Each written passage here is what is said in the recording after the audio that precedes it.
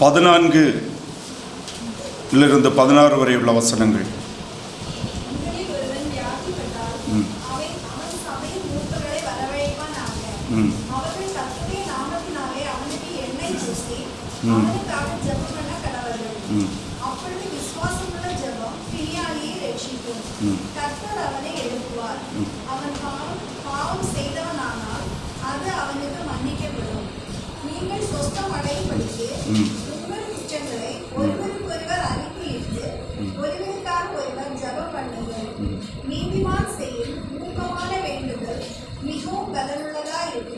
கண்களை முடிச்சிருப்போம். எங்கள் அன்பின் ஆண்டவரே, நாங்கள் இன்றைக்கு சிந்திக்கிற உடைய வசனத்திற்காக நாங்கள் நன்றி செலுத்துகிறோம், ஸ்தோத்திரிக்கிறோம். ஆமாண்டவரே, உம்முடைய வார்த்தை ஜீவனுள்ளது, வல்லமை உடையது. நாங்கள் உம்முடைய வசனத்தினால் வெளிச்சம் பெறவும், இந்த உலகத்தில் இருக்கிற பிசாசனுடைய தந்திரங்களில் இருந்தும், குறிப்பாக கிறிஸ்தவரிடத்தில் இருக்கிறதான தவறான உபதேசங்களிலிருந்தும் நம்பிக்கைகளிலிருந்தும் நாங்கள் விடுதலை பெற்று உம்முடைய வசனம் கற்றுத்தருகிற உண்மைகளின்படி நாங்கள்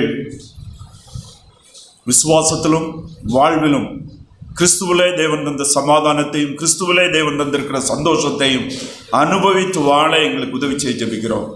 இயேசு மூலம் நாங்கள் ஜெபிக்கிறோம் பிதாவே, ஆமென்.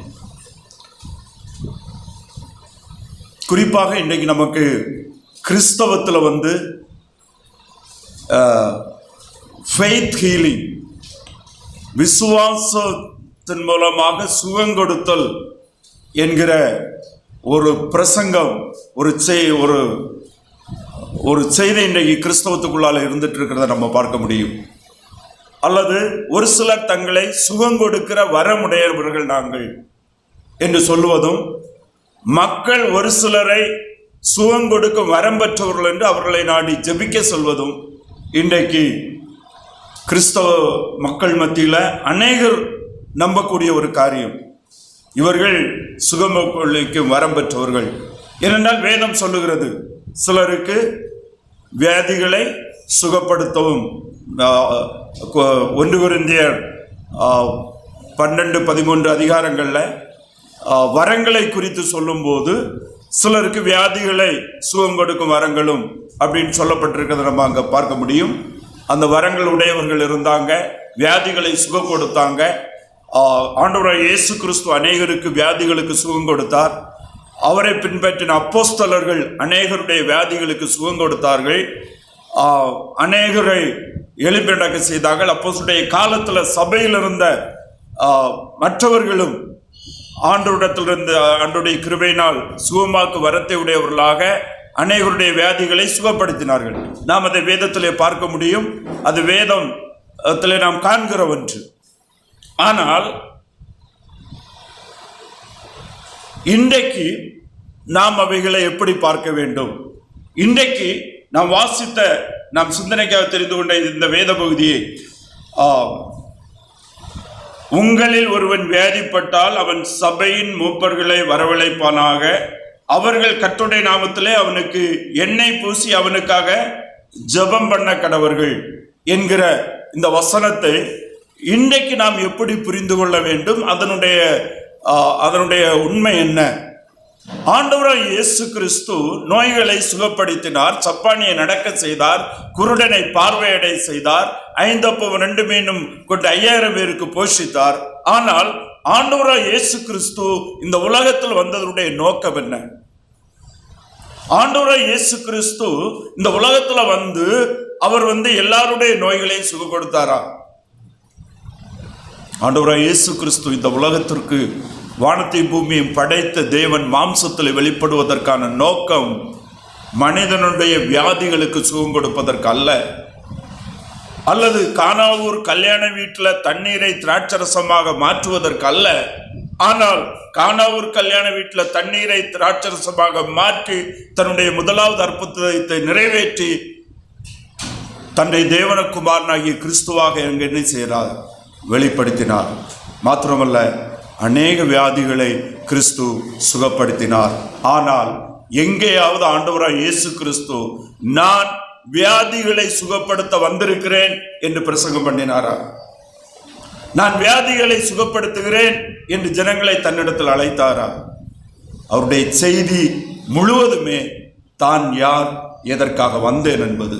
தான் பழைய ஏற்பாட்டின் மோசே முதலான எல்லா தீர்க்கதரிசிகளும் முன்னெடுத்த மனிதனுடைய பாவ மன்னிப்பிற்காக பரலோகத்திலிருந்து அனுப்பப்படுவார் என்று சொல்லப்பட்ட மெசாயாவாகிய இரட்சகர், என்னை மனம் திரும்பி விசுவாசித்து ஏற்றுக்கொள்ளுகிறவனுக்கு பாவ மன்னிப்பு உண்டு, என்னை விசுவாசிக்கிறவன் மரித்தாலும் பிழைப்பான், நான் ஒரு ஆத்தும மீட்பை, மனிதனுக்கு பாவ மன்னிப்பை கொடுத்து ஆத்தும மீட்பை கொடுக்கும்படியாக நான் வந்தேன் என்பதுதான் ஆண்டவராய் இயேசு கிறிஸ்துவனுடைய பிரசங்கமாக இருந்தது. ஆண்டவராய் இயேசு கிறிஸ்துவை என்னால் தெரிந்தெடுக்கப்பட்ட 12 சீஷர்கள், அவர்களிடத்தில் ஆண்டவராய் இயேசு கிறிஸ்து சொல்லும்போது, நீங்கள் அடையாளங்களை அற்புதங்களை செய்வீர்கள் என்று சொன்னார். அவர்கள் அநேக அற்புதங்களை செய்தார்கள். முதலாவதாக அப்போஸ்தலனாகிய யோவான், பேதுருவும் யோவானும் எருசலேம் தேவாலயத்துக்கு கடந்து செல்லும் போது அப்போஸ்தலர் 13வது அதிகாரத்தில் அங்கே பிறந்த நாளிலிருந்தே சப்பானியாக இருந்த ஒரு மனுஷனை அவர் பார்த்து, அப்போஸ்தலர் 3வது அதிகாரம்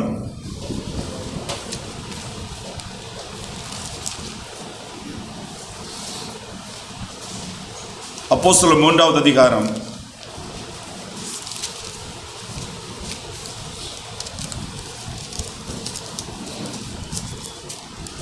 3 சில வசனங்களை வாசிப்போம்.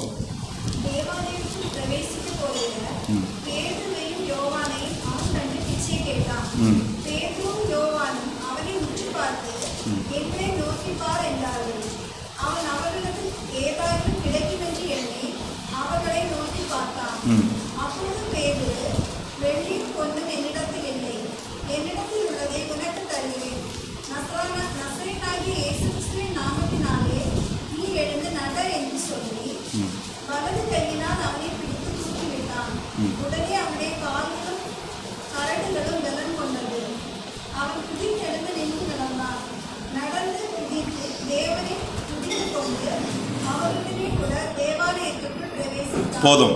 இங்கே நாம் பார்க்கும்போது பேதுருவும் யோவானும் எருசலேம் தேவாலயத்திற்கு நேராக கடந்து செல்கிறார்கள். அது பெந்தைக்கோஸ்தே பண்டிகையினுடைய காலம். ஆயிரக்கணக்கான மக்கள் கர்த்தரை தொழுது கொள்ளும்படியாக எருசலேம் தேவாலயத்தில் வந்து கூடியிருக்கிறார்கள். பொதுவாகவே எருசலேம் தேவாலயத்தில் அநேக மக்கள் ஒவ்வொரு ஓய்வு நாளும் தேவனை தொழுது கொள்ளும்படியாக வருவார்கள். ஆனபடினால பழைய ஏற்பாட்டுடைய மோசேயுடைய பிரமாணத்தின்படி தேவனை தொழுது கொள்ளுகிற ஜெபக்கூடங்களுக்கு ஆலயத்துக்கு வருவதற்கு முன்பாக, தேவனுக்கு காணிக்கை செலுத்துவதற்கு முன்பாக, திக்கற்ற பிள்ளைகள், விதவைகள், ஊனமுற்றவர்கள், குருடர்கள், பார்வையற்றவர்கள் இருந்தால் அவர்களுக்கு தானம், அவர்களுக்கு தர்மம் செய்து பின்பு தேவாலயத்தில் போய் தேவனுக்கு காணிக்கை செலுத்த வேண்டும் என்ற அந்த யூதர்களுடைய அந்த போதனையை ஏற்றுக்கொண்டு தேவாலயத்துக்கு, எருசலேம் தேவாலயத்துக்கு வாரவங்க எல்லாருமே வந்து காணிக்கைக்காக தனியான காசு, திக்கற்ற பிள்ளைகள், விதவைகள், அவர்களுக்கு தான தர்மம் செய்ய தனியாக காசு எடுத்துட்டு வருவாங்க. ஆனபடினாலே எருசலேம் தேவாலயத்தில் அநேக வியாதியஸ்தர்கள், சப்பானிகள், வேலை செய்ய முடியாதவங்க, குருடர்கள், பார்வையற்றவர்கள், செவிடர்கள் அநேகர் அங்கே என்ன செய்வாங்கன்னா இந்த தான தர்மம் பெற்று வாழ்வதற்காக அங்கே இருப்பாங்க. இன்றைக்கும் தேவாலயங்களில், இன்றைக்கும் கோவில்களில் அப்படிப்பட்ட நிலைமையை நம்ம பார்க்க முடியும். பேதுரு யோவானும் போகும்போது அவன் வந்து அவர்களையும், இவர்கள் தேவாலயத்துக்கு கர்த்தரை தொழுது கொள்ள வராங்க, எனக்கு ஏதாவது தர்மம் தருவாங்க அப்படின்னு சொல்லிட்டு தான் தர்மம் தான் கேட்டான், பிச்சை கேட்டான் என்றுதான் வேதம் சொல்லுகிறது. பேதுரும் யோவானும் அவனை உற்று பார்த்து, என்னை நோக்கி பார் என்றார்கள். அவன் அவர்களை ஏதாகிலும் கிடைக்கும் என்று என்னை நோக்கி பார்த்தான். ஏதாகிலும் என்றால் காசோ, பொருளோ, உணவோ, அப்படி மாம்சத்துக்கு தேவையான ஏதாவது கிடைக்கும் என்று அவனை நோக்கி பார்த்தான். அப்பொழுது பேதுரு, வெள்ளியும் பொன்னும் என்னிடத்தில் இல்லை, என்னிடத்தில் உள்ளதை உனக்கு தருகிறேன், நசரேயனாகிய இயேசுவின் நாமத்திலே நீ எழும்பி நட என்று சொல்லி வலது கையினால் அவனை பிடித்து தூக்கி விட்டான்.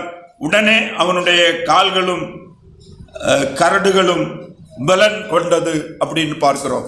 அவன் சுகம் பெற்று எழும்பி நடந்தான். பேதுருவும் யோவானுடைய நோக்கம் அப்படிப்பட்ட சப்பானிகளையும் குருடர்களையும் அல்லது வியாதியஸ்தரை சுகமாக்குவது அவர்களுடைய முக்கியமான நோக்கமாக இருந்தால், அந்த சுகம் பெறக்கூடிய வரமுடையவர்களாக இருந்தாலும் அன்றைக்கு அநேகரை அந்த இடத்துல சுகப்படுத்தி இருக்க முடியும். அவனை எழுப்பி விட்டுட்டு அடுத்தவனை சுகம் கொடுத்துட்டே போலாம். ஆனால் பரிசுத்தாவியாகிய தேவனுடைய நடத்துதனால் அந்த ஒருவனை சுகம் கொடுக்கும்படியாக தேவன் அவர்களுக்கு பரிசுத்தாவியான ஒருவனை கொடுத்து நடத்தினார். எருசலேமிலே தொழுது கொள்ள வருகிற எல்லா ஜனங்களுக்கும் அவன் அநேக வருடங்களாக அந்த இடத்துல பிச்சை கேட்டுக் கொண்டிருந்த நடக்க முடியாத சப்பனை இருந்தபடி அறிந்திருந்தார்கள். அவன் எழும்பி நிற்கும் போது அங்க உள்ள ஜனங்கள் எல்லாம் அவனை பார்த்து ஆச்சரியப்பட்டு, யார் இப்படி செய்தது என்று கேட்கும்போது அவன் சொன்னான், 2 பேர் வந்தாங்க, நசரேயனாகிய இயேசு கிறிஸ்துவ நாமத்தினால் எழும்புன்னு சொன்னாங்க, நான் எழும்பி நிற்கிறேன்னு சொல்லிட்டு அங்கே சொன்னாங்க. யாருன்னு சொல்லி அங்கே ஜனங்கள் எல்லாரும் அது யார் என்று அங்கே தேடி போகும்போது அங்கே ஒரு பெரிய ஜனக்கூட்டம் இந்த பேதுருவையும் யோவானையும் சூழ்ந்து கொள்ளுகிறது. இன்றைக்கு இருக்கிற சுகம் கொடுக்கிற பிரசங்கமாரை போல அன்றைக்கு பேதுரு யோவானும் பிரசங்கம் பண்ணி இருந்தா அவங்க என்ன பிரசங்கம் பண்ணி இருப்பாங்க என்பதை சிந்தித்து பார்த்துவிட்டு இங்கே அவர்கள் என்ன அவர்களுக்கு பேதுரு பிரசங்கம் பண்ணுகிறார் என்பதை பார்ப்போம். 12வது வசனத்திலிருந்து ஒருவர் வாசிப்போம். ஒரு சில வசனங்களை 12லிருந்து. பேதுரு அதை கண்டு ஜனங்களை நோக்கி, இஸ்ரவேலரே, இதை குறித்து நீங்கள் ஆச்சரியப்படுகிறது என்ன? நாங்கள் எங்கள் சுய சக்தியினாலாவது எங்கள் சுய பக்தியினாலாவது இவனை நடக்க பண்ணினோம் என்று நீங்கள் எங்களை நோக்கி பார்க்கிறது என்ன? ஆபிரகாம், ஈசாக்கு, யாக்கோபு என்பவர்களுடைய தேவனாகிய நம்முடைய பிதாக்களின் தேவன் தம்முடைய பிள்ளையாகிய இயேசுவை மகிமைப்படுத்தினார். அவரை நீங்கள் ஒப்பு கொடுத்தீர்கள். பிலாத்து அவரை விடுதலையாக்க தீர்மானித்த போது அவனுக்கு முன்பாக அவரை மறுதலித்தீர்கள். பரிசுத்தமும் நீதியும் உள்ளவரை நீங்கள் மறுதலித்து கொலை பாதகனை உங்களுக்காக விடுதலை பண்ண வேண்டும் என்று கேட்டு ஜீவாதிபதியை கொலை செய்தீர்கள். அவரை தேவன் மரித்தோரில் இருந்து எழுப்பினார். அதற்கு நாங்கள் சாட்சிகளாயிருக்கிறோம். அவருடைய நாம போதும். பேதுரு என்ன பிரசங்கம் பண்ணாரு? அவர் பிரசங்கம் பண்ண ஆரம்பித்தது, நீங்க எல்லாரும் என்ன பாக்குறீங்க, இவனிடத்துல ஏதோ வல்லமை இருக்குன்னு பாக்குறீங்க, இவனுடைய ஏதோ பெரிய சக்தியினால இவனுக்கு சுகத்தை கொடுத்தான்னு பாக்குறீங்க. நாங்கள் எந்த வல்லமையுமோ எந்த சக்தியுமோ அதையெல்லாம் கொண்டு வரல. ஆனா நாங்கள் வைத்திருப்பது என்ன, நாங்கள் கொண்டு வந்திருப்பது என்ன? ஆபிரகாம், ஈசாக்கு, யாக்கோபு என்பவருடைய தேவனாகிய நம்முடைய பிதாக்களின் தேவன் தம்முடைய பிள்ளையாகிய இயேசுவை மகிமைப்படுத்தினார்.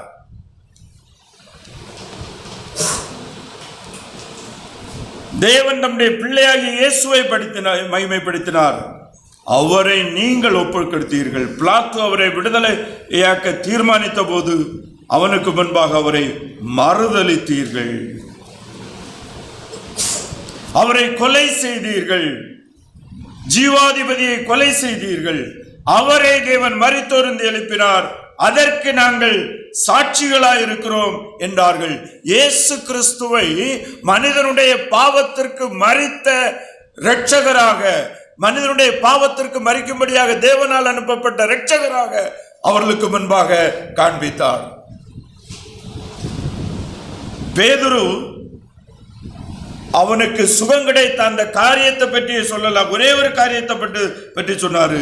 இவனை எங்களுடைய சக்தியினாலோ எங்களுடைய சுய பக்தியினால நாங்க சுகப்படுத்திட்டோம் அப்படின்னு நீங்க நினைக்கிறீங்க. அப்படி இல்லை.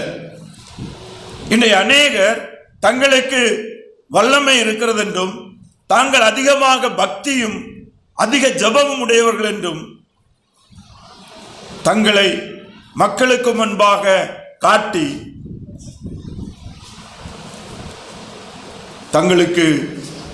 தங்களுக்கு நேராக இழுத்துக் கொள்ளுகிறவங்களாக இருக்கிறாங்க. பேதுரு சொல்லுகிறாரு, எங்களுக்கு சக்தியும் இல்லை, எங்களுக்கு பக்தியும் இல்லை. பேதுருவுக்கு பக்தி உண்டா? உண்டு. பேதுரு நல்ல ஆண்டவரை கிறிஸ்துவை ஏற்றுக்கொண்டு கிறிஸ்துவை தேவகுமாரனே கிறிஸ்து என்று அறிக்கப்பட்டவர், ஆராதித்தவர். அவர் கிறிஸ்து இயேசுவை தேவகுமாரனாகவும் தேவன் மேல பக்தி உடையவனாகவும் இருந்தார். ஆனால் என்ன சொல்ல வராருன்னா, எங்களுடைய சுய சக்தியினாலேயோ பக்தியினாலேயோ ஒன்றும் என்ன செய்யலை, நடக்கல. தேவன் அவருடைய குமாரனா இயேசு கிறிஸ்துவை மகிமைப்படுத்தி இருக்கிறார். எதற்காகவென்றால் அவர் உங்களுடைய என்னுடைய பாவத்திற்காக மரிக்கும்படியாக இந்த உலகத்தில் அனுப்பப்பட்டார். ஜீவாதிபதி, அவரை நீங்கள் விசுவாசியாமல் கொலை செய்தீர்கள். தேவன் அவரை உயிரோடு எழுப்பினார். நாங்கள் அதற்கு சாட்சிகளாக இருக்கிறோம் என்று சுவிசேஷத்தை பிரசங்கித்தார்கள். அவர் அப்போஸ்தலர்கள் எங்கேயுமே சுகத்தை பிரசங்கிக்கவில்லை, தங்களுடைய வரத்தை பிரசங்கிக்கவில்லை. They performed miracle, they never preached miracle.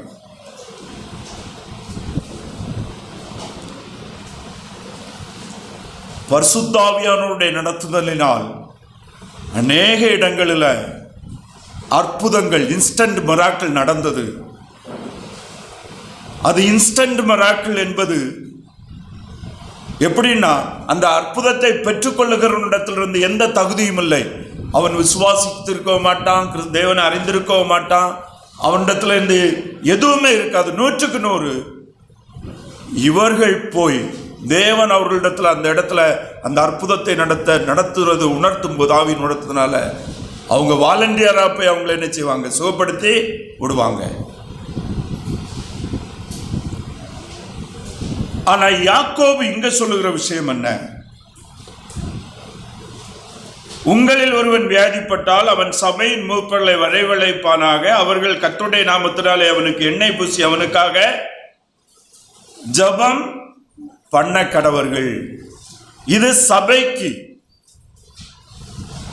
சபை என்கிற விசுவாசிகளுடைய கூடுகையில தேவ நோக்கத்தை இங்க சொல்லுகிறாரு. உங்களில் ஒருவன் வியாதிப்பட்டா அதை உடனே என்ன செய்யுங்க, நீங்க சபைக்கு, சபையின் மூப்பர்களுக்கு, அந்த சபை ஊழியராக நியமிக்கப்பட்டு கர்த்தரால் அந்த பொறுப்புடையவர்களாக இருக்கிறவர்களுக்கு தெரியப்படுத்துங்க. அதை அவங்க சபைக்கு எல்லாருக்கும் தெரியப்படுத்துவாங்க. அவனுக்காக என்ன செய்வாங்க,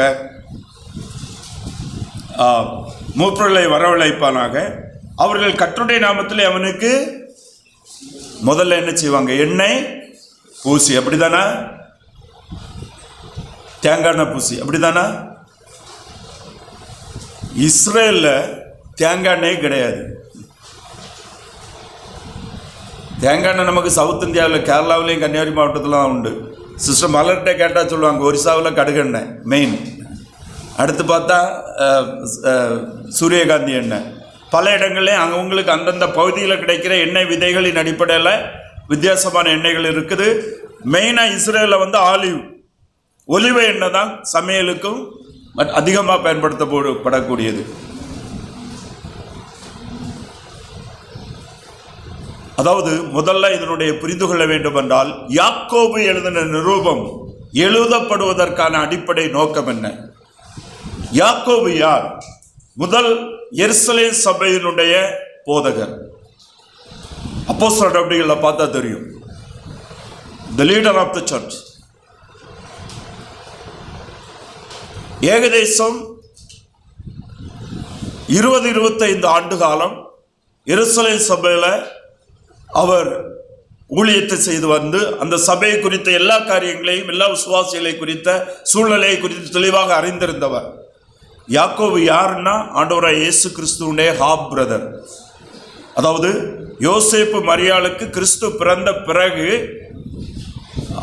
கிறிஸ்துவ பரிசுத்தாவியினால மரியாள் பெற்றெடுத்த பின்பு யோசேப்பு மரியாளுக்கு பிறந்த பிள்ளைகளில் ஒருவர் தான் யாக்கோபு. கிறிஸ்துவனுடைய சிலுவை மரணம் வரையிலும் அவர் இயேசு கிறிஸ்துவை இரட்சகராகிய தேவனாக, தேவகுமாரனாக ஏற்றுக்கொள்ளாதவர்கள். அவருடைய சகோதரர்களும் அவரை ஏற்றுக்கொள்ளவில்லை. ஆனால் அவருடைய மரணம் உயிர்த்தெழுதலுக்கு பின்பு பெந்தேகோஸ்தே நாளில் அவருடைய வார்த்தையுடைய நிறைவேறுதல், பரிசுத்தாவியால் கொடுக்கப்பட்டது, அவருடைய உயிர்த்தெழுதலை எல்லாம் கண்ட பின்பு அவர் ஆண்டவரை ஏற்றுக்கொண்டு, ஒருவேளை அவர் அப்போஸ்தலர் 2வது அதிகாரத்தில் 3000 பேர் ஆண்டவரை ஏற்றுக்கொண்டாங்க இல்லையா, அதில் ஒருவராக இருந்திருக்க முடியும். அவர் எப்போ விசுவாசித்து உள்ள வந்தாருங்கிறது நம்ம பார்க்க முடியல. பட் ஆனால் அவர் ஆரம்பத்தில் இருந்தே தன்னை முழுவதுமாக ஆண்டவருக்கு ஒப்பு கொடுத்து சபை ஊழியத்தில் இருந்து எருசலேமில் போதகராக அவர் பொறுப்புடையவராக இருந்ததை நம்ம பார்க்க முடியும். ஏனென்றால் எருசலேம் சபையில் அநேக காரியங்களில் அவர் தன்னை முன்னிறுத்துகிற பார்க்க முடியும். இந்த நிருபத்தை யாக்கோபு எழுத காரணம், எருசலேம் சபை ஆரம்பிக்கப்பட்டு ஒரு 21 வருஷத்துக்கு பிறகு எருசலேம் சபையில் நடக்கிற சில சூழ்நிலைகளை பார்த்து வேதனை அடைய ஆரம்பித்தார். ஆரம்ப நாட்களில் எல்லாவற்றையும் விட்டு விசுவாசிகளுக்கு பகிர்ந்து கொண்ட சபை, தான தர்மம் பண்ண சபை, பல தியாகங்களை செய்த சபை, கிறிஸ்துவுடைய சுவிசேஷத்துக்காக அநேகர் மரித்த விசுவாசிகள் எருசலேம் சபையில் இருந்தவர்கள், இரத்த சாட்சியாக மரித்தவர்கள் இருந்த சபை. ஆனால் உபத்திரவங்களை அதிகமாக சந்தித்த சபை. விசுவாசிகள் அநேக ஆண்கள் கிறிஸ்துவை ஏற்றுக்கொண்ட நிமித்த ரோமர்களாலும் யூதர்களாலும் கொலை செய்யப்பட்டதுனால அநேக விதவைகள் அந்த சபையில் இருந்தாங்க. அநேக ஆர்பன் பிள்ளைகள் அந்த சபையில் இருந்தாங்க. அநேகர் வீடுகளை இழந்தவங்களா இருந்தாங்க. ஒரு 20 வருஷத்துக்கு பிறகு எருசலேம் சபை பொருளாதார ரீதியாக இன்னும் பல பிரச்சனைகள், சமூக ரீதியான பிரச்சனைகள் உள்ள சபையாக இருந்து, அநேகருக்கு உணவு இல்லை, அநேகருக்கு உடை இல்லை, அநேகருக்கு வீடு கிடையாது. ஆனால் பெரிய ஒரு விசுவாசிகள் அதிகம் உள்ள சபை. ஆனால் கிறிஸ்துவ நிமித்தம் அநேகர் விதவைகளாக்கப்பட்டாங்க, அநாதைகளாக்கப்பட்டாங்க, எல்லாவற்றையும் இழந்தாங்க.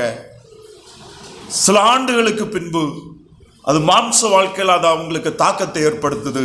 அநேக விதவைகள் எங்களுக்கு ஆகாரம் கிடைக்கல, சரியாக எனக்கு பகிர்ந்து கொள்ளப்படலை. அதான் முதல்ல 7வது அதிகாரத்தில் உதவிக்காரர்கள், டீக்கன்ஸ் சபையில் உருவாக்கப்பட்டதே அந்த சபையில் உள்ள இப்படிப்பட்ட காரியங்களை கவனிப்பதற்காக. அப்போஸ்தலர்களுடைய நடத்துதல், தேவ ஆவி நடத்துதலால் அங்கே டீக்கன்ஸ் என்கிற ஒரு பொறுப்பு அங்கே நியமிக்கப்படுகிறது.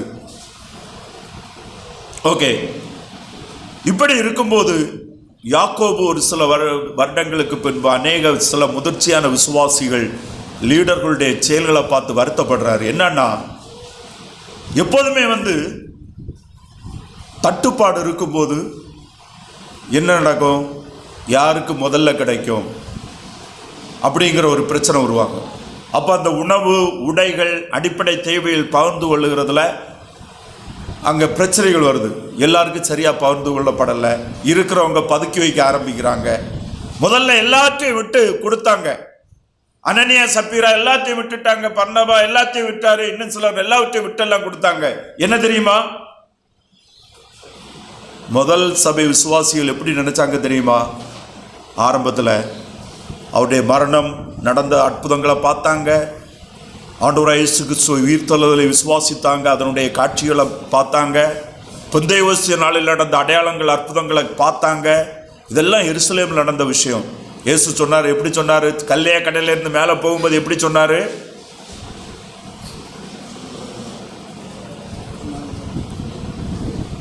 அந்த கடற்கரையில் நின்ற சீஷர்களும் விசுவாசிகளும் அப்படி மேலே தான் பார்த்துட்டு இருந்தாங்க, கீழே பார்க்கல. இயேசு கிறிஸ்து மேலே போகும்போது 2 தேவதூதர்கள் பரலோகத்தில் சொன்னாங்க, கலிலேயர்களாகிய மனுஷர்களே, நீங்கள் ஏன் வானத்தை பார்த்துட்டு நிற்கிறீங்க? எப்படி அவர் எடுத்துக்கொள்ளப்பட்டாரோ அப்படியே என்ன செய்வார்? மறுபடியும் வருவார்னு சொன்னார். அதை கேட்ட சந்தோஷத்தில் திரும்பி வந்தவங்களாகும். அப்போது இவங்களுடைய மனதில் ஒருவேளை அவங்க எல்லாம் டெய்லி 10 தடவை வானத்தை பார்த்துருப்பாங்க. ஏன்னா அந்த அழகுள்ள அந்த கிறிஸ்து அப்படியே வருவார், எப்போ வருவாருன்னு. அவங்களுக்கு உலகம் சீக்கிரத்தில் முடிஞ்சு போயிடும், இயேசு சீக்கிரத்தில் வந்துடுவார், நம்ம எல்லாம் மேலே போயிடுவோம், நமக்கு இங்கே உலகத்தில் எதுவுமே தேவையில்லைன்னு சொல்லிட்டு எல்லாத்தையும் கொடுத்துட்டாங்க. கடைசியில் டிலே ஆகும்போது தேவை வருது, வயிறு பசிக்குது எல்லாருக்கும். நாள் போகும்போது ட்ரெஸ் மாற்றி உடுக்கணும்.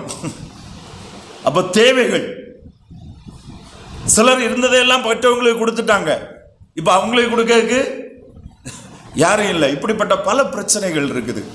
அப்போ எருசலேம் சபையில் அங்கே சரியான விதத்தில் அடிப்படை தேவைகளை இருக்கிறவங்க இப்போ பதுக்க ஆரம்பிக்கிறாங்க. வருஷங்கள் போன பிறகு முதல்ல தனக்கு வேணும்னு வச்சாங்க, பிறகு யோசிக்கிறாங்க, இல்லை எனக்கு பிள்ளைக்கும் வேணும், ஒருவேளை எனக்கு பேர பிள்ளைக்கும் தேவைப்படும் அப்படின்னு சொல்லிட்டு என்ன செய்கிறாங்க, தங்களுக்குள்ளதுகளை வைக்க ஆரம்பிக்கிறாங்க. நம்ம பவுலுடைய ஊழியத்தில் பார்த்தா தெரியும், புறஜாதி சபைகள் ஸ்தாபிக்கப்பட்டது. மக்கெதோனியா சபை பல சபைகளிலிருந்து, தெசலோனிக்கே சபைகளிலிருந்து எருசலேமில் உள்ள பரிசுத்தவான்களுக்கு உதவிகளை அனுப்பி வைக்கிறாங்க. ஏன்னா அது தேவையுள்ள சபையாக இருக்கிறத நம்ம பார்க்கிறோம். யாக்கோபு தன்னுடைய நிருபத்தை எழுதுவதற்கு அந்த எருசலேம் சபையில் இருந்த பிரச்சனைகள் காரணம், அடிப்படையில் தேவைகள் சந்திக்கப்படலை, இருக்கிறவங்க கொடுக்கல, பகிர்ந்து கொள்ளல, தங்களுக்காக சேர்த்து வைக்கிறாங்க. மற்றவர்களுடைய கஷ்டங்கள் இல்லாமை, பசியை பற்றியுள்ள அக்கறை இல்லாதவங்களாக மாறிட்டாங்க.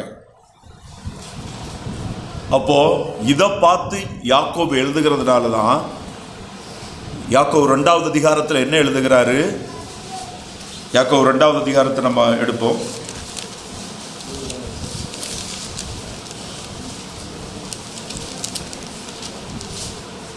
யாக்கோபு 2வது அதிகாரம் 14 சில வசனங்களை வாசிப்போம்.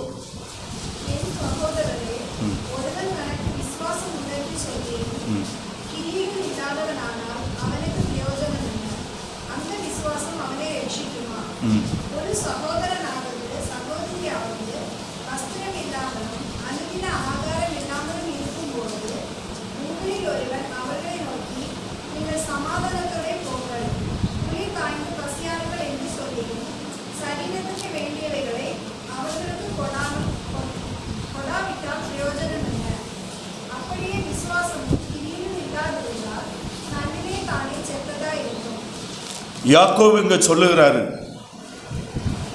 உங்களுடைய சகோதரன் விசுவாசி, உடன் விசுவாசி பசியோடு இருக்கான், உங்களுக்கு தெரியும் அவனுக்கு ஆகாரம் இல்லை, பசியோடு இருக்கிறான்னு. ஆனா உங்க வீட்டில் 2 மூட்டை நெல் இருக்குது, 1 மூட்டை அரிசி இருக்குது. நீங்க அவரை பார்க்குறீங்க, அவர்கிட்ட போய் ஸ்தோத்திரம் ஐயா உங்களுக்காக ஜெபம் பண்றேன், ஆண்டவர் உங்களுடைய ஜெபத்தை கேட்பாரு, நானும் ஜெபம் பண்றேன்னு சொல்லிட்டு கண்ணை மூடிட்டு வந்தீங்கன்னு சொன்னா அது கிரியை இல்லாத விசுவாசம்.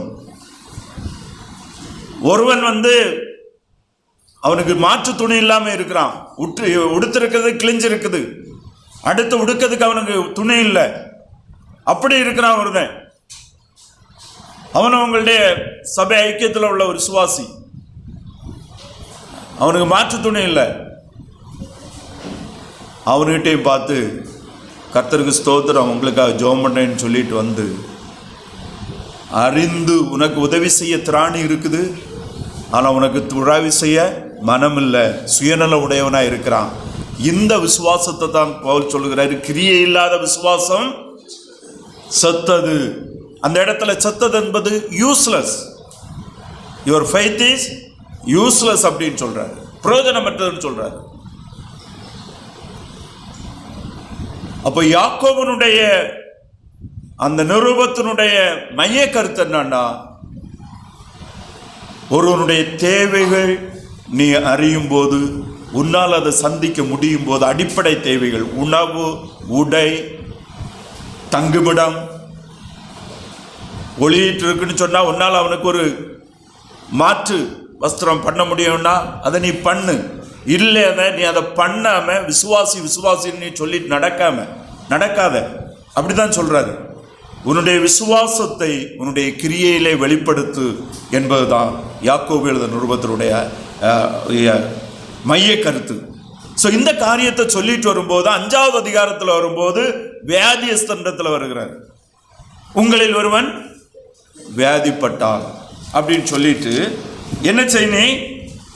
உங்களில் ஒருவன் வியாதிப்பட்டால் அவன் சபையின் மூப்பர்களை வரவழைப்பானாக. அதாவது விசுவாசிகள் ஒன்று புரிந்து கொள்ள வேண்டும், நம்முடைய பிரச்சனைகள் தேவைகளை சபைக்கு தெரியப்படுத்த வேண்டும். நிறைய பேர் என்னன்னா சபைக்கு சில காரியங்களை தெரியப்படுத்துறது பிரஸ்டீஜா நினைக்கிறோம். சபை நம்முடைய மாம்ச குடும்பத்தை விட சபை குடும்பம் மேலானது. ஆண்டவருடைய பிள்ளைகள் சபை ஒருமனப்படுதல், சபை ஜெபித்தல், சபை அறிந்திருக்கிறது தேவனுடைய சித்தம். ஜெபிப்பதற்காகவும் செயல்படுவதற்காகவும் தேவனுடைய church is the house of God, தேவனுடைய குடும்பம். அதனால நம்முடைய தேவைகள் காரியங்கள் சபைக்கு என்ன செய்யப்படுத்த வேண்டும்? தெரியப்படுத்தப்பட வேண்டும் அப்படின்னு சொல்றதா இங்க பார்க்கிறோம். சபைக்கு தெரியப்படுத்த வேண்டும். அவன் சபையின் மூப்பர்களை வரவழைப்பானாக. அப்போ ஊழியத்தில் நியமிக்கப்பட்ட போதகர், மூப்பர் போதகர் ஒரே பொறுப்பை நியமத்தை குறிக்கிறது. அவங்கள வரவழைப்பாங்க. அவங்க வந்து என்ன செய்யணும்? அவர்கள் கர்த்தருடைய நாமத்தினாலே அவனுக்கு எண்ணெய் பூசி. ஒருவன் வியாதிப்பட்டிருக்கிறான்னு தனக்கு தெரியப்படுத்தினா சபையினுடைய போதகரோ மூப்பரோ போகும்போது என்ன கொண்டு போனா அவனுக்கு? நான் ஃபீவர் 4 நாளாக தெரியலன்னு சொன்னா என்ன செய்யணும்? அவன் இன்னைக்கு அந்த இடத்துல எழுதியிருந்தா யாக்கோபு என்ன எழுதியிருப்பாருன்னு சொன்னா, சிஸ்டர் கொண்டு போன பென்சில் இன்ஜெக்ஷன்ல கொஞ்சம் கொண்டு போங்க. அந்த எண்ணெய் மருந்தை குறிக்கிறது.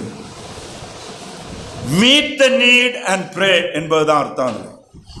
யாக்கோபு தன்னுடைய நிருபத்தில் எல்லாம் பசியோடு இருக்கிறவனுக்கு முதல்ல ஆகாரம் கொடு, ஆடை இல்லாத இருக்கிறவனுக்கு முதல்ல வஸ்திரத்தை கொடு, அதுக்கப்புறம் அவனுக்காக என்ன செய்? ஜெபம் பண்ணு. வியாதியோடு இருக்கிறவனுக்கு நீ என்ன செய்? முதல்ல மருந்த கொடு, அதான் எண்ணெய். அந்த நாட்கள்ல அல்லது இங்கேயும் எருசலேமிலும் சொல்லி ஒரு 100 ஆண்டுகளுக்கு முன்னால மருந்துனாலே என்னதுதான்? எண்ணெய் தான். பல இயற்கை மருந்துகளால் உருவாக்கப்பட்ட எண்ணெய் வடிவிலான மருந்துகள்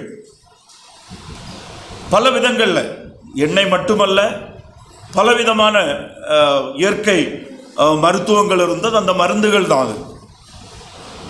அப்போ சபையில் ஒருவன் வியாதியா இருந்தா அவன் சபைக்கு தெரியப்படுத்த போது சபையிலிருந்து போகும்போது அந்த வியாதிக்கு பேசிக்கான ஏதாவது மெடிக்கல் நீட் என்ன உண்டுன்னு சொல்லிட்டு அதை கையில் கொண்டு தான் என்ன செய்யணும்?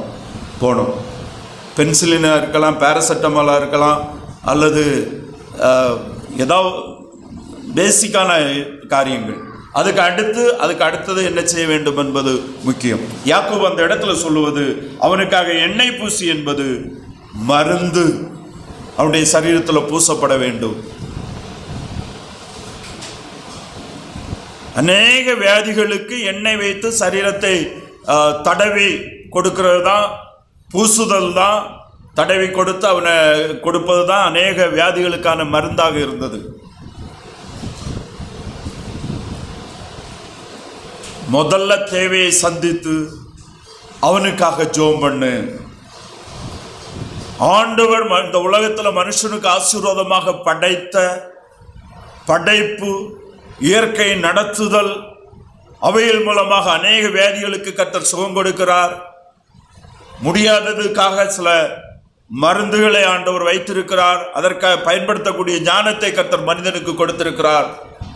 ஆனால் இவைகள் மனுஷனுடைய வியாதிகளுக்கு பரிபூர்ண தீர்வு அல்ல. அவனுக்காக ஜெபிக்கும் போது கர்த்தர் மகிமைப்படும்படியாக மருந்தும் மனுஷனுடைய உதவியும் மனுஷனால் செய்யக்கூடியதிலிருந்து கர்த்தர் வியாதிக்கு என்ன செய்கிறார்? சுகம் கொடுக்கிறார். ஜெபத்தை கேட்டு கர்த்தர் என்ன செய்கிறார்? சுகம் கொடுக்கிறார். விசுவாசியுடைய ஜெபம், சபையினுடைய ஜெபம் வியாதிகளை சுகப்படுத்த வல்லமையுடையதாக இருக்கிறது. So meet the need. அதுக்கடுத்து ஜெபம் பண்ணுங்கள். அப்பொழுது விசுவாசம் உள்ள ஜெபம் பிணியாளியே ரட்சிக்கும். விசுவாசம் உள்ள புண்ணியாளியை ரட்சிக்கும் என்பது இந்த இடத்துல ஆண்டவர் அந்த இடத்துல அவனுக்கு அந்த வியாதியிலிருந்து கர்த்தர் விடுதலையை கொடுத்தார். கர்த்தர் அவனை எழுப்புவார். அவன் பாவம் செய்ததனால் அது அவனுக்கு மன்னிக்கப்படும். இந்த இடத்துல மருந்து கொடுத்து ஜெபித்து அவனுக்கு வேத வசனத்திலிருந்து ஆலோசனைகள் கொடுக்கப்படுகிறது. பாவம் சில வியாதி சில பாவத்தினுடைய விளைவாக இருக்க முடியும். அவனை கர்த்தரிடத்துல போகும்படியாகவும் கர்த்தரை நோக்கி பார்க்கும்படியாகவும் கர்த்தரிடத்துல மனம் திரும்பும்படியாகவும் அவனுக்கு ஆலோசனை சொல்லப்படுகிறது. இந்த இடத்துல யாக்கோபு வியாதியஸ்தனுக்கு மருந்த குடுன்னு சொல்றார். கர்த்தருடைய வார்த்தை மருந்தை குடு அப்படின்னு சொல்றது. ஆண்டவராகிய இயேசு கிறிஸ்து இந்த உலகத்தில் இருக்கும்போது என்ன சொன்னாரு? புண்ணியாளிக்கு வைத்தியன் தேவை, பாவிக்கு ரட்சகர் தேவை. மனுஷனுடைய பாவத்திலிருந்து மன்னிப்பை கொடுப்பது ஆண்டவராகிய இயேசு கிறிஸ்து. எப்படி ஒருவன் வியாதிப்பட்டால் நம்ம உடனே மருந்தை தேடுகிறோம், அதுபோல பாவி என்று உணர்ந்தவன் ஆண்டவராகிய இயேசு கிறிஸ்துவை தேட வேண்டும் என்பதுதான் தேவனுடைய சித்தம். ஆண்டவராகிய இயேசு கிறிஸ்து இந்த உலகத்தில் இருக்கும்போது அநேக அற்புதங்களை செய்தார். வேதத்தில் சொல்லப்படாத அநேக அற்புதங்களை செய்தார். அநேகருடைய வியாதிகளை சுகப்படுத்தினார். மரித்து போனவரை எழுப்பினார். அப்போஸ்தலர்கள் மரித்து போனவர்களை எழுப்பினார்கள். ஆனால் இயேசு கிறிஸ்து நான் வியாதியை சுகப்படுத்த வந்திருக்கிறேன் என்று எந்த இடத்துலையுமே என்ன செய்யல, பிரசங்கம் பண்ணல.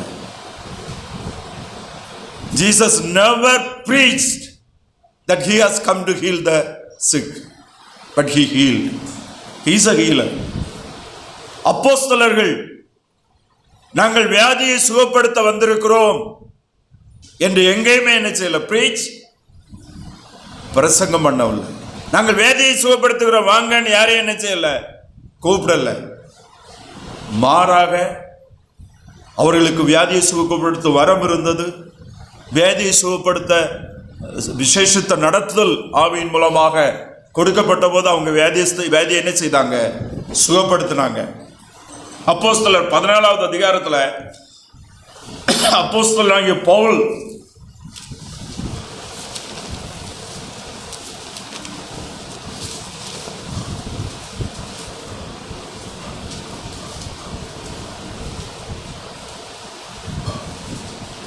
அப்போஸ்தலர் 14வது அதிகாரம் 9 சில வசனங்களை வாசிப்போம்.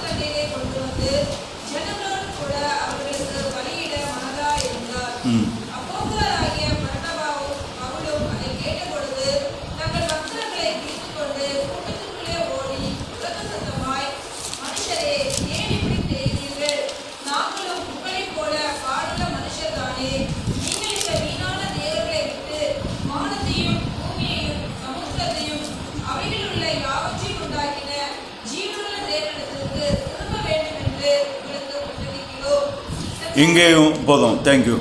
இங்கே அப்போஸ்தலனாகிய பவுல் மூலமாக அங்கு ஒரு வியாதியஸ்தன் அற்புதமாக சுகம்பட்ட போது அங்கிருந்த அஞ்ஞான தெய்வங்களை வழிபட்டவர்கள், நீங்க பாருங்க, அவங்க வழிபட்டதான யூபித்தர் மற்ற அந்த யூபித்தருடைய கோவில், அந்த விக்கிரகங்களுடைய தெய்வங்களை வழிபட்டவர்கள் அவங்க அந்த பிசாசை வைத்து வியாதிக்கு சுகம் கொடுத்துட்டு இருந்தாங்க. இப்ப பவுல் சுகம் கொடுத்த உடனே இங்க கடவுள் வந்துட்டாரு, அதை விட இது மேலுன்னு சொல்லிட்டு எல்லாரும் இங்க திரும்புறாங்க. பவுல் தள்ளிட்டு ஓடுறான், ஓடி சொல்றான், ஐயோ எங்களை விடுங்கப்பா, நாங்க உங்களை போல மனிதர்கள் தான்ப்பா, பாடுள்ள மனிதர்கள் தான் பவுல் சொல்றாரு. அங்க யோவான் சொல்றாரு, பேதுரு சொல்றாரு, எங்களுக்கு பக்தியும் இல்லை சக்தியும் இல்லை. இது எங்களுடைய பக்தியினாலும் அல்ல சக்தியினாலும் அல்ல.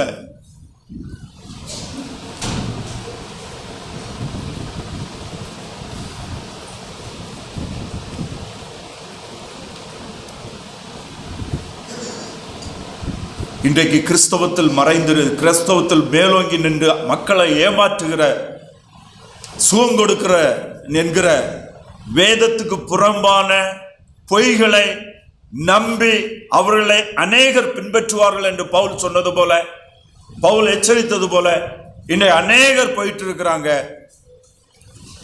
நாம் இயேசு கிறிஸ்துவிலே விசுவாசமாயிருந்து கிறிஸ்துவை ஏற்றுக்கொண்டவர்களாக இருந்தால் நாம் அவருடைய பிள்ளைகள்.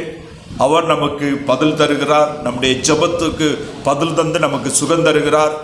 நாம் ஆண்டோர் நமக்கு படைத்து வைத்திருக்கிற எல்லாவற்றையும் அனுபவிக்க நமக்கு அதிகாரமும் அனுமதியும் கர்த்தர் தந்திருக்கிறார். மனுஷனுடைய வாழ்க்கையில பசிக்கு மருந்து உணவு, வியாதிக்கு மருந்து.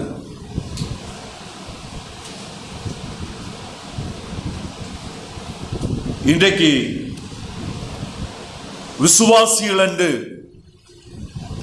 அழைக்கப்படுகிற அவிசுவாசிகள் கூட்டம்,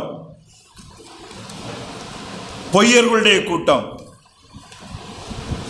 இன்றைக்கு நம்முடைய கிறிஸ்தவத்தில் இருக்கிறது என்னன்னா, மருந்து எடுக்கலைன்னா அவங்க விசுவாசத்தில் அதிகமான விசுவாசம் உடையவங்க. நமக்கு விசுவாசம் குறைவா இருக்கிறதுனால நம்ம என்ன செய்கிறோம், மருந்து எடுக்கிறோம். No, not at all. சிலர் சொல்றாங்க அது அவங்களுக்கு விசுவாசம் இருக்கிறதுனால மருந்து எடுக்காம இருக்கிறாங்க, நீங்க அவங்கள ஒன்றும் சொல்லாதுங்க, அவங்க விசுவாசம் அவங்களுக்கு குறைஞ்சு போயிடும்னு சொல்லி. விசுவாசத்திற்கும் மருந்துக்கும் சம்பந்தம் கிடையாது, விசுவாசத்திற்கும் கிரியைக்கும் சம்பந்தம் கிடையாது. இன்றைக்கு பெண்கள் அணிகலன் போடாமல் இருந்தால் அது விசுவாசத்தில் அவங்க அதிகமானவங்க என்று சொல்றாங்க. கிறிஸ்துவ அப்போஸ்தலர்களோ எந்த இடத்திலும் அதை என்ன செய்யல, சொல்லல. அணிகலன் அணியாமல் இருப்பது அவங்களுடைய சுய விருப்பம், அணிவது அவங்களுடைய சுய விருப்பம். ஆனால் அணியக்கூடாது என்று என்ன செய்யவில்லை, சொல்லல. அதுக்கும் ஒரு நம்ம யாக்கோபு 2வது அதிகாரத்துக்கு வருவோம். யாக்கோபு எழுதின நிருபம் 2வது அதிகாரம் நாம் வாசித்த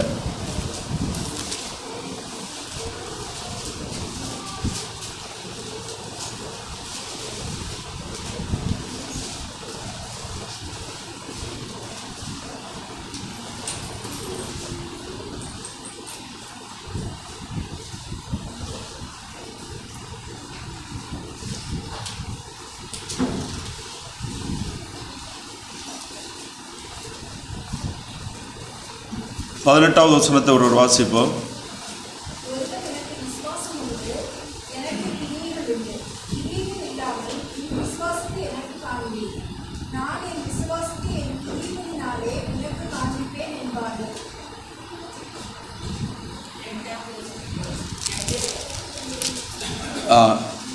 சாரி, யாக்கோபு 2வது அதிகாரம் 2வது வசனம் ஒரு வாசிப்போம்.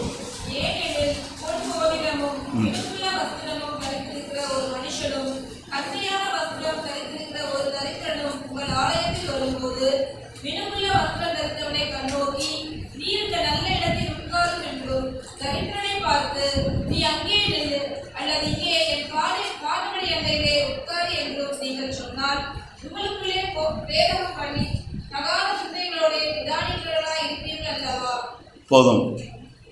இது எருசலேம் சபை பெந்தைகோஸ்தே நாளில் அடையாளங்கள் அற்புதங்கள் மூலமாக பரிசுத்தாவியை பெற்றுக்கொண்ட வெளிப்படையான அடையாளங்களோடு, அதுபோல 3வது அதிகாரம் பல அடையாளங்களோடு பரிசுத்தாவியை அடையாளங்களோடு அற்புதங்களை பெற்றுக்கொண்ட சபை.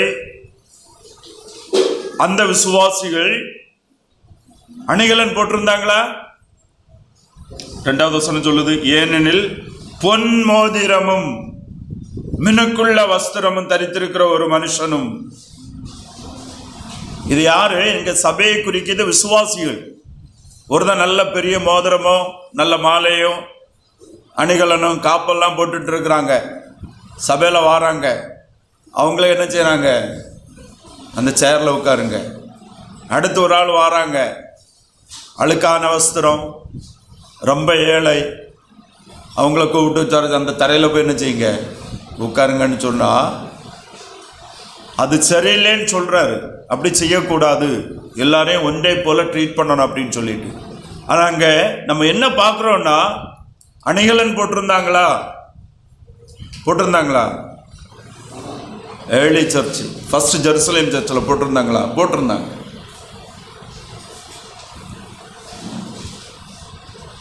பவுல் எழுதும்போது ப்ரையாரிட்டிஸ், விலை உயர்ந்த வஸ்திரம், அணிகலன்கள், பண ஆசை விக்கிரக ஆராதனைக்கு சமம்னு சொல்றாரு, பொருளாசை விக்கிரக ஆராதனைக்கு சமம்னு சொல்றாரு. அப்படின்னா டைரக்டா நீங்க பணம் வச்சிருக்கதெல்லாம் விக்கிரகம் வச்சிருக்கேன்னு சொல்லிட்டு அவனெல்லாம் ஒரு தினம் பணம் வச்சிருக்க கூடாதுன்னு ஒரு உபதேசத்தை கொண்டு வந்தாச்சுன்னு சொன்னா அதுவும் நல்லா இருக்கும். இந்த இடத்துல ப்ரையாரிட்டிஸை சொல்றாங்க, முக்கியத்துவங்கள். தன்னை சுயமாக வெறுத்து உலக காரியங்களிலிருந்து தன்னை விலக்கி கர்த்தருக்கென்று அர்ப்பணிக்கிறதான ஜீவிதம் தேவனால் அங்கீகரிக்கப்படுகிற ஜீவிதம். மற்றபடி கர்த்தரால் அனுபவிக்கும்படியாகவும் கர்த்தரால் ஆசீர்வாதமாக கொடுத்தவைகளை புசிக்காதே தொடாதே என்று சொல்லுகிறது பொய் விசேஷம், பொய் உபதேசம். அது பிசாசுனுடைய உபதேசம் என்று வேதம் சொல்லுகிறது.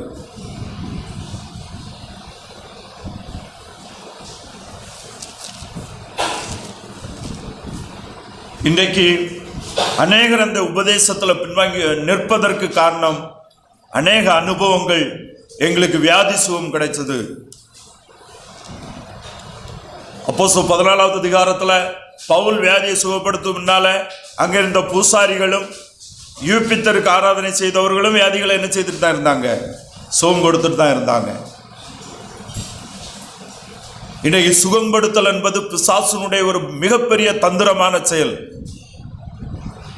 ஆனால் ஆண்டவர் இன்றைக்கும் ஜெபத்திற்கு பதில் கொடுத்து இந்த உலக ஆண்டவருடைய நமக்கு இல்லாதவைகளை, நம்மால் முடியாதவைகளை, மருந்துகளால் முடியாதவைகளை, டாக்டர்களால் முடியாதவைகளை, எவ்வளோ வியாதிகளை கர்த்தர் ஜெபத்துக்கு பதில் கொடுத்து ஆண்டவர் இறங்கி சுகத்தை கொடுக்கிறாரு, அற்புதமாக நடத்துகிறாரு. விசுவாசிகளை தேவன் அற்புதமாக நடத்துகிறார் என்பதில் எந்த சந்தேகமும் இல்லை. ஆனால் தேவனால் படைத்து ஆசீர்வாதமாக கொடுத்த எதையுமே தடை பண்ணுவதற்கு யாருக்குமே அதிகாரம் கொடுக்கப்படவில்லை. இன்றைக்கு அநேக தேவ மனிதர்கள் கர்த்தருக்காக அர்ப்பணித்து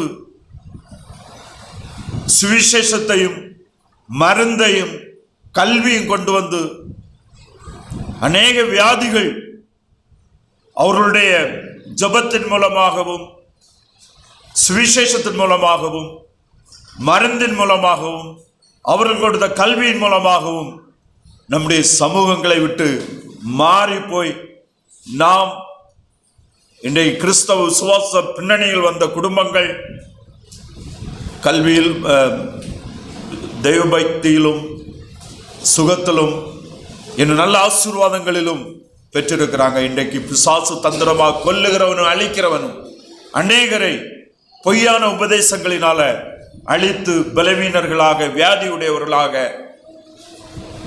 அநேகர் மரித்து போய் குறிப்பிட்ட நாளுக்கு முன்னால பிசாசுடைய தந்திரங்களால கொலை செய்யப்பட்டிருக்கிறாங்க.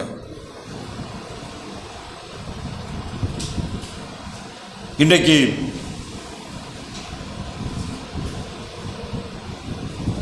மருந்து எடுக்கக்கூடாது என்கிறது அது ஒரு தற்கொலைக்கு தூண்டக்கூடிய உபதேசம். It is a suicidal doctrine.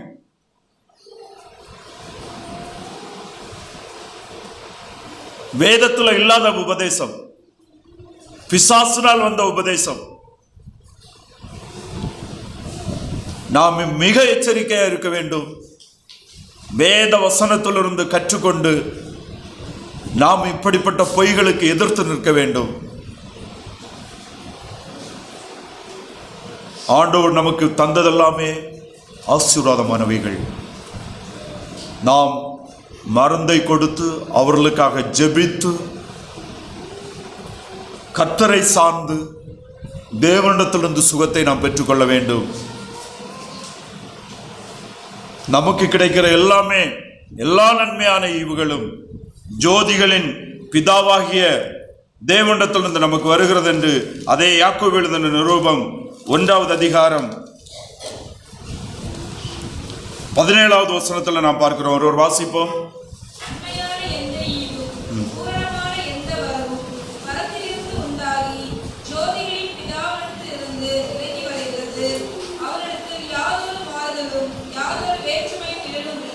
நன்மையான எந்த ஈவும் பூர்ணமான எந்த வரமும் பரத்திலிருந்து உண்டாகி ஜோதிகளின் பிதாவிடத்திலிருந்து இறங்குகிறது.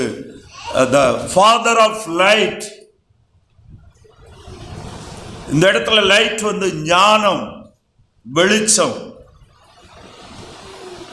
நாம் தேவனுடைய வசனங்களுக்குள்ளால் இருந்து, வேத வசனத்திலிருந்து ஜீவன் பெற்று, அந்த ஜீவ வார்த்தையின் மூலமாக பரிசுத்தாவியர் தருகிற உணர்வை பெற்று தேவன் தந்த நன்மையான ஈவுகளை சந்தோஷமாய் அனுபவித்து நல்ல ஆண்டுடைய கிருபையினாலும் இரக்கங்களினாலும் நல்ல சுகத்தோடும் பலத்தோடும் கர்த்தர் தந்திருக்கிற நாட்களில் நாம் ஜீவனம் பண்ணுவது தேவனுடைய சித்தமாக இருக்கிறது. ஆனால் தேவன் மகிமைக்காக நமக்கு பலவீனத்தை அனுபவித்தாலும், நமக்கு வியாதிகள், சுகப்படுத்த முடியாத வியாதிகள் நமக்கு அனுமதிக்கப்பட்டிருந்தாலும் விசுவாசத்தோடு கர்த்தர் நமக்கு பலனை தருவார். அவர் இந்த உலகத்தில் நமக்கு வைத்திருக்கிற நாட்களை நாள்வதற்கான கிருபை நமக்கு தருவார் என்று விசுவாசிப்போம். அப்போஸ்தலனாகிய பவுலுக்கு சரீரத்திலே ஒரு முள் கொடுக்கப்பட்டிருந்தது என்பது வியாதி என்று சொல்லப்படுகிறது. ஆண்டவர் சொன்னார், என் கிருபை உனக்கு போதும், உன் பலவீனத்தில் என் பலன் பரிபூர்ணமாய் விளங்கும் என்று சொன்னார். அவருடைய உண்மையை நம்பி நம்மால் முடியாதது, தேவன் நமக்கு முன் வைக்காதது, அதை குறித்து நாம் கவலைப்படாதபடி ஜெபித்து கர்த்தருடைய நடத்துதலுக்காக நாம் காத்திருப்போம். நமக்கு முடிந்தது, நமக்கு தேவன் நம் முன் வைத்திருக்கிறதை கர்த்தருக்கு ஸ்தோத்திரம் பண்ணி நம்ம என்ன செய்வோம்? எல்லாவற்றையும் அனுபவிப்போம். ஆம், நாம் யாராவது வியாதியாக இருந்தால் அவர்களுக்கு மருத்துவ உதவிகளுக்கு, யாராவது பசியாக இருந்தால் அவர்களுடைய பசியை போக்குவதற்கு, யாராவது இந்த நாட்களில் தங்குவதற்கு சரியான ஒரு ஒழுக்கில்லாத வீடு இல்லாமல் இருந்தால் அதற்கு நம்ம எதை செய்ய முடியுமோ ஆண்டவராய் இயேசு கிறிஸ்துவின் நாமத்தினாலே செய்வோம். ஆண்டவர் நமக்கு அதற்கான பலனை நமக்கு நம்முடைய பிள்ளைகளுக்கு தருவார். தவறான பொய்களின் மாய்களிலே நாம் சிக்கி இருக்க வேண்டாம். ஆண்டவராய் இயேசு கிறிஸ்து இந்த உலகத்தில் பாவத்தினால் வந்த பாவத்தின் தன்னையமையாகிய நித்திய ஆக்கினையிலிருந்து நம்மை விடுதலையாக்கி நித்திய ஜீவனுக்கு நேராக நடத்தும்படியாதான் நமக்காக மறிக்கும்படியாக இந்த உலகத்தில் வந்தார்.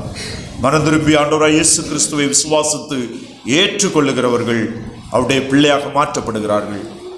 பாரம்பரியங்களோ சுய பக்தியோ ரட்சிப்பை தராது. Personal faith in our lord and saviour Jesus Christ. தனிப்பட்ட முறையில் நான் பாவி என்று ஒத்துக்கொண்டு ஆண்டவராய் இயேசு கிறிஸ்துவை சொந்த ரட்சகராக ஏற்றுக்கொள்ளுகிறதுனாலேயே நாம் பாவ மன்னிப்பாகிய மீட்பை பெற்றுக்கொள்ள முடியும்.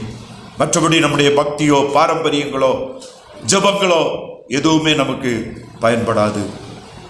தொடர்ந்து நாம் ஞானம் உள்ளவர்களாக, விசுவாசம் உள்ளவர்களாக கர்த்தருக்கென்று வாழுவோம். கர்த்தருக்கு நற்கிரியையில் செய்வோம். கர்த்ததாமே நம்மை ஆசீர்வதிப்பாராக. நாம் எல்லாரும் கண்களை மூடி நாம் ஜெபிப்போம்.